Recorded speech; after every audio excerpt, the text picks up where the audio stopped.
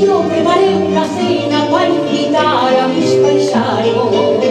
Y en la reunión, toda de españoles, entre vivas y entre oles, por España se brindó.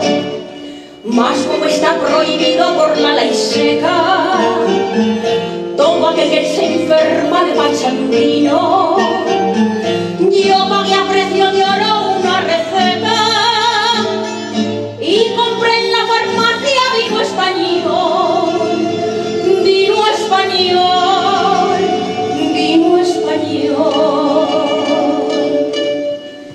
El vino de nuestra tierra bebimos en tierra extraña. Qué bien que sabe este vino cuando se bebe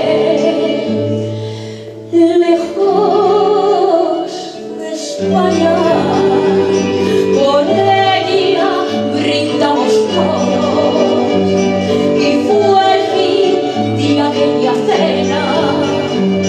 La noche buena, más buena que soñar pudo.